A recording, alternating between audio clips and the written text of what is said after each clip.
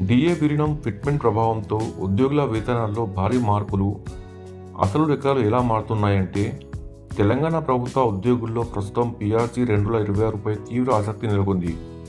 ముఖ్యంగా junior assistant స్థాయి ఉద్యోగుల జీతాలు ఎంతవరకు పెరగవచ్చనే అంశంపై పెద్ద ఎత్తున చర్చ సాగుతుంది.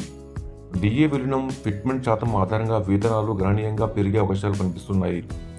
ప్రస్తుతం ఒక జూనియర్ అసిస్టెంట్ ప్రారంభ బేసిక్ పే సుమారు 26,400గా ఉంది. దీనికి డిఏ, హెచ్ఆర్ఏ వంటి అలవెన్స్లో కలిపితే నెల జీతం సుమారు 38,000 వరకు చేరుతుంది. అయితే రాబోయే పీఆర్సీలో ఇదే జీతాల నిర్మాణం పూర్తిగా మారే అవకాశాలు కనిపిస్తున్నాయి. పీఆర్సీలో అత్యంత కీలకమైన అంశం డిఏ విలీనం. ప్రస్తుతం ఉన్న డిఏతో పాటు పెండింగ్ డిఏలను కలిపి బేసిక్ పేలో మర్జ్ చేస్తారు. ఈ ప్రక్రియ ద్వారా ఉద్యోగి బేసిక్ పే సుమారు 39,000 దాటే అవకాశం ఉందని అంచనా వేస్తున్నారు. అంటే కొత్త ఫిట్మెంట్ అమలు కాకముందే బేసిక్ పే భారీగా పెరుగుతుంది. ఇక ప్రభుత్వం 20% ఫిట్మెంట్ ఇస్తే జూనియర్ అసిస్టెంట్ కొత్త బేసిక్ పే సుమారు 47,000 వరకు చేరవచ్చని లెక్కలు చెబుతున్నాయి. హెచ్ఆర్ఏ కలిపితే మొత్తం జీతం 52,000కు పైగా ఉండే అవకాశం ఉంది. ప్రస్తుత జీతంతో పోలిస్తే ఇది గణనీయమైన పెరుగుదలగా భావిస్తున్నారు.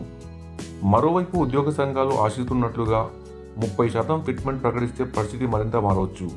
ఆ సందర్భంలో బేసిక్ పే 51,000 దాటగా మొత్తం నెల జీతం సుమారు 56,000 వరకు చేరే అవకాశం ఉందని అంచనాలు వినిపిస్తున్నాయి.